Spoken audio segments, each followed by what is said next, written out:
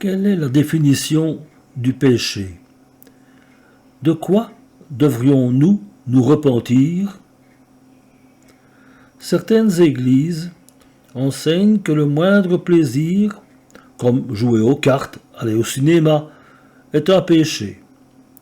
D'autres églises enseignent que le péché est tout simplement aller à l'encontre de notre conscience, ou tout ce qui peut nuire à quelqu'un. Mais qui peut définir le péché? Eh bien, Dieu, bien évidemment. La Bible le définit comme suit.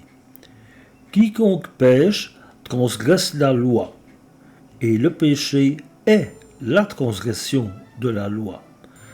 C'est dans la première épître de Jean au chapitre 3, le verset 4.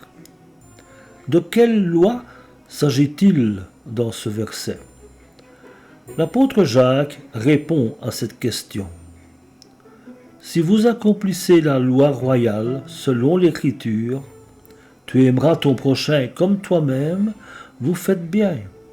Mais si vous faites exception de personne, vous commettez un péché. Vous êtes condamnés par la loi comme des transgresseurs.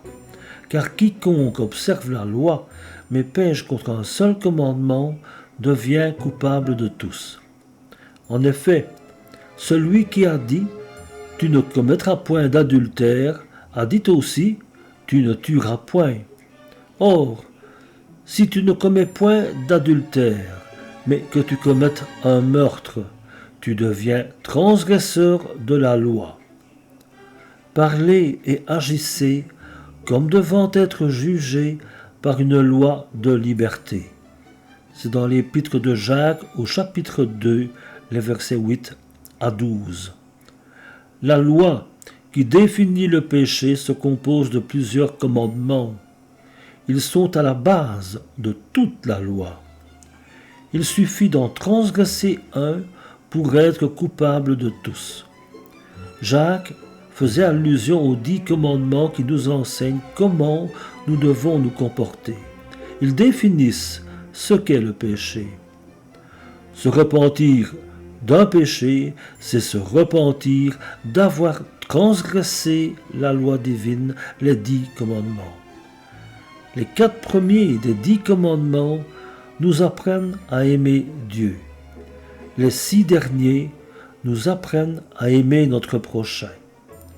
Les 6 grands principes fondamentaux, appelés la loi royale, se résument par cette phrase. Tu aimeras ton prochain comme toi-même. À bientôt pour une prochaine séance de questions-réponses. Le siècle à venir. Merci de nous avoir écoutés.